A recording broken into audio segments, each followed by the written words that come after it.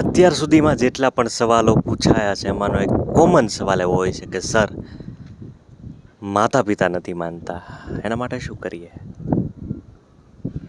Okay, તો શોધો, કારણ શોધો, પરિબળ શોધો, શા માટે નથી માનતા?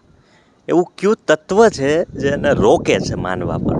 શું છે કે નથી માનતા? એ શોધીને પછી વાતાવરણ શોધો. ચોખ્ખું વાતાવરણ હોય, માતા પિતાનું મૂડ એકદમ સરસ હોય, તહેવાર હોય અથવા કોઈનો જન્મદિવસ હોય તમારો અથવા માતા પિતાનો એનિવર્સરી હોય, એ તહેવાર એ અવસરે એમની પાસે બેસો, બહુ ખુશ હોય ત્યારે બેસો અને સૌ પ્રથમ એમને એ વાત કરો કે પપ્પા, મારે ઘણા સમયથી તમને કહેવું છે અને હું જાણું છું કે આ વાત કદાચ તમે સ્વીકારશો ન સ્વીકારો, પણ એકવાર મને ખાલી સાંભળી લ્યો. પપ્પા, તમારી જે પસંદ છે, તમારી સ્વીકારવાની ઢંગ છે મારા માટે પ્રથમ રહેશે, પણ મને ખાલી હું ઈચ્છું છું કે તમે સાંભળો.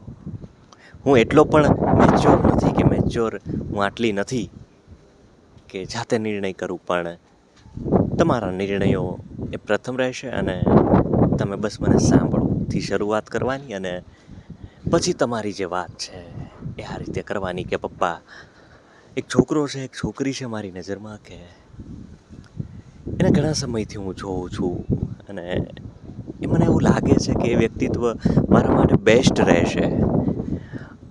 એ તમારાથી વિશેષ તો મને પ્રેમ ન કરી શકે, પણ તમારા જેટલો જ મને પ્રેમ કરે છે, તમારા જેટલો જ મને સાચવે છે. હું ઈચ્છું છું કે તમે જ્યારે 30-40 વર્ષ મારી સાથે નહીં હોય, 30-40 વર્ષ પછી, ત્યારે એ વ્યક્તિત્વ મારી સાથે હોય એવું હું ઈચ્છું છું.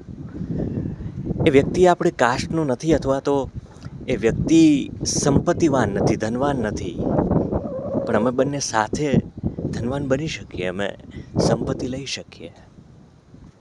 કદાચ સંપત્તિવાળું વ્યક્તિ હોય તો એનું ચરિત્ર ખરાબ હોય અને આ સંપત્તિવાળું વ્યક્તિત્વ નથી, એનું ચરિત્ર સારું છે. એ મારી દરેક વસ્તુ સમજે છે. મારે એને કહેવાની જરૂર નથી કે મને આ ભાવે છે, એને ખબર જ છે. પપ્પા, જેમ તમને લોકોને ખબર છે કે મને આ વસ્તુ ગમે છે, એને પણ ખબર છે. એ વ્યક્તિ મને બહુ સાચવે છે. એ વ્યક્તિ ક્યારેય વ્યસન નથી કરતો.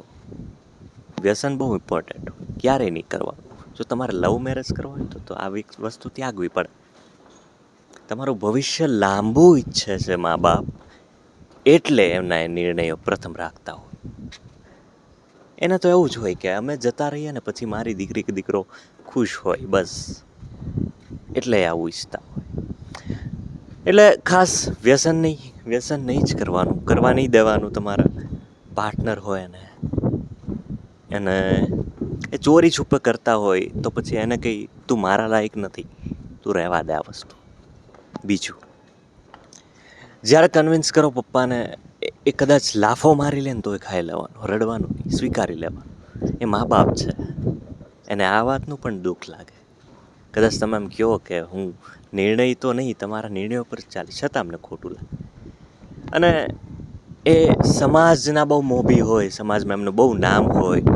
તમને ખાલી સમાજ વિશે એટલું કહેવાનું, પપ્પા, 10-15 વર્ષ પછી, 30 વર્ષ પછી તમે ખાટલે હશો તો સમાજનો કયો આદમી તમારી મદદ કરવા આવશે?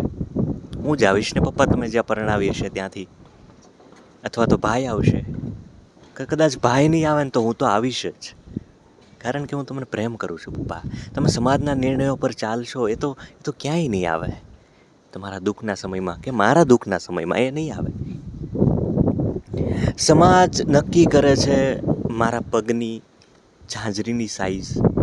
પપ્પા યાર, એની ડિઝાઇન, એ વસ્તુ તો મારે પહેરવાની છે, ઘરેણા મારે પહેરવાના છે, મારે લગ્ન કરવાના છે, વ્યક્તિત્વ સાથે મારે ખુશ રહેવાનું છે. તો શા માટે સમાજ? યાર પપ્પા, આપણે બે જ નિર્ણયો કરીએ ને. તમે મારી પસંદની તમામ વસ્તુઓ મારા લગ્નમાં તમે ઊભી કરી શકો છો.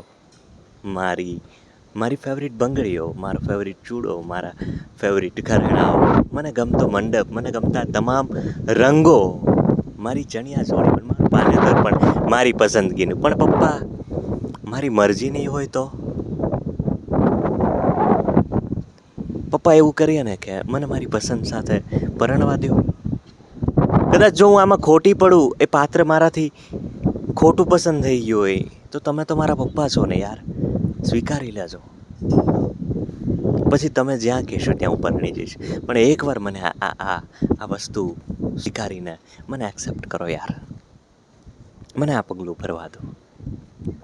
કદાચ મારું જીવન વિશેષ બની શકે. આ રીતે કન્વિન્સ કરો માતા પિતાને. પ્રેમ જ એમણે પ્રેમ આપ્યો છે એટલે પ્રેમની ભાષા જ જાણે છે. એ આ પરિસ્થિતિમાંથી કોઈ એવો બાપ નથી, કોઈ એવી મા નથી જેને પ્રેમ ન થયો, એટલે સ્વીકારે છે. રાધા કૃષ્ણની મૂર્તિ હોય ઘરમાં તો સ્વીકારે છે. રાધા કૃષ્ણને કોઈ એવું નથી સમાજમાં, દુનિયામાં, કે જેને ના સ્વીકારે. માનતા બધા સ્વીકારે. એટલે દરેક વ્યક્તિત્વ પ્રેમને સ્વીકારે છે. બસ તમને વાત કરવાની જે સ્ટાઇલ હોય આવડવી, એક લાગણી હોય વાત કરવા, શબ્દોમાં લાગણી હોય. શબ્દો સાંત્વના આપી શકે, શબ્દો ગુસ્સો પણ અપાવી શકે. બોલવામાં બહુ ધ્યાન રાખવું, સમજી વિચારીને નિર્ણયો લેવાના. પ્લસ કાસ્ટ જો તમારી વચ્ચે આવતી હોય તો પપ્પાને સમજાવો કે પપ્પા, સ્વભાવ અને જાત નાત પાતને કંઈ લેવા દેવા નથી. અમારે તો એકબીજાને સ્વભાવ મળે છે, એકબીજાની પસંદ ખબર છે. આજીવન અમે એકબીજા સાથે ખુશ રહી શકીએ. જાતિના દાખલા ફાડી નાખો પપ્પા યાર, અમારા બેયના દેહ જુઓ, અમારા વચ્ચેનો સ્નેહ જુઓ પપ્પા, અમારી જોડી જુઓ. તમારી જેમ જ એ વ્યક્તિત્વ મને સાચવે છે. એ મને ક્યારેય કાંટોય નહીં વાગવા દે, એ જુઓ પપ્પા. કદાચ આપણા સમાજનો છોકરો હશે, ક્યારેક વ્યસની નીકળશે, ક્યારેક એ મારાથી ખોટું બોલશે, ક્યારેક મને મારશે, એ મને કાંટાથી જ મારશે, એવું થઈ શકે. તો એવું કરે ને પપ્પા, આ એક મારી પસંદ. એટલે આ કાસ્ટ બાબતની ચર્ચા થઈ, પણ અન્ય કોઈ બાબત હોય તમે માત્ર સમજાવીને મનાવી શકો છો. અને હા, સામેવાળા પાત્રના માતા પિતા હોય તો સામેવાળું પાત્ર જ એને સમજાવશે, આપણે નહીં સમજાવ. એના માતા પિતા, એનું પાત્ર એ જ સમજાવી શકે. મારા માતા પિતાને હું જ સમજાવી શકું. ખાસ યાદ રાખો. પ્લસ હંમેશા યાદ રાખવાનું કે આબરૂ હમણાં હંમેશા માતા પિતા જો કે સમાજમાં આશા રાખતા હોય કે આબરૂ આપણી સંતાનો જ છે સાચી, આપણી સંપત્તિ. આપણે ધનવાન છીએ પણ સંતાનો નથી તો એ ધન શું કામ? આપણી સંતાનો આપણી આબરૂ છે.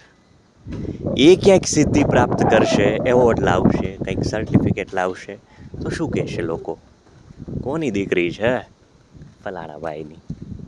નાકું છું કરશે આપણી. કોનો દીકરો છે? ફલાણા ભાઈનો. થયું નાકું છું, આપણી આબરૂ છે.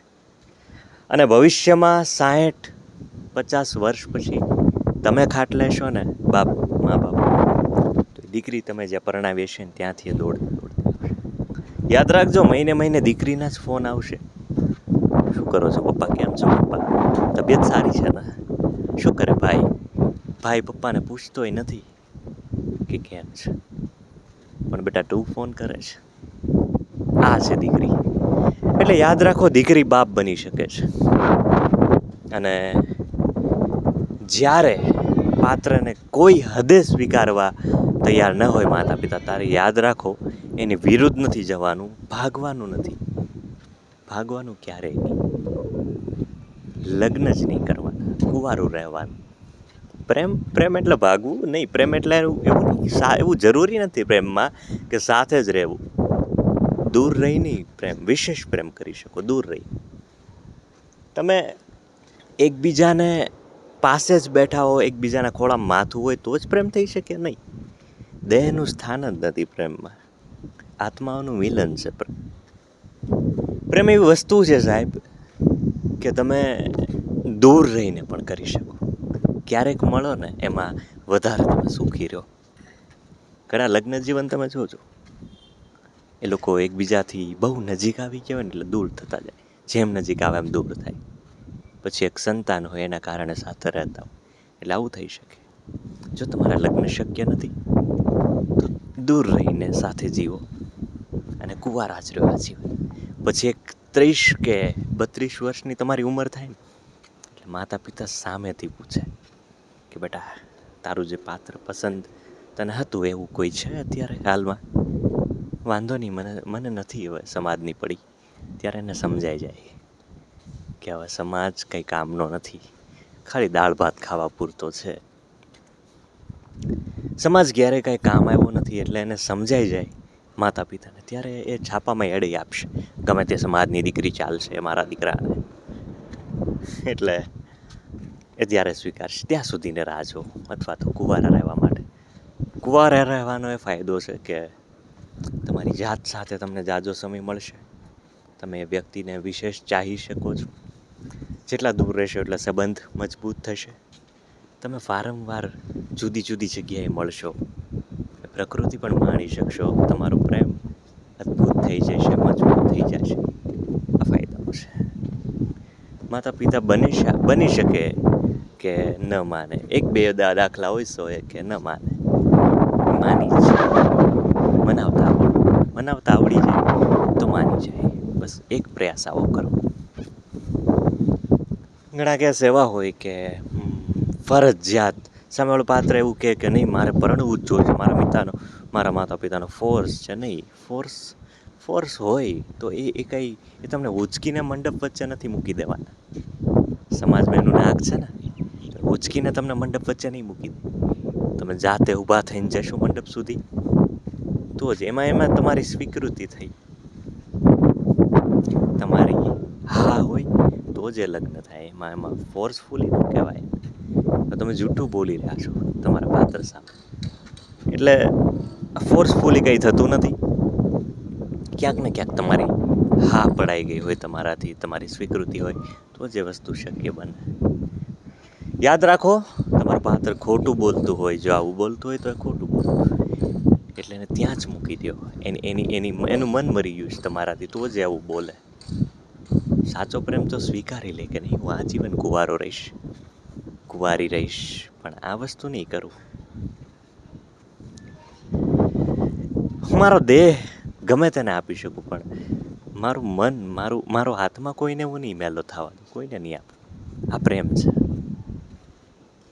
એટલે માતા પિતા માની જ જાય, બસ એક હિંમત હોવી જોઈએ. અને મેં કીધું એટલું ધ્યાન રાખો.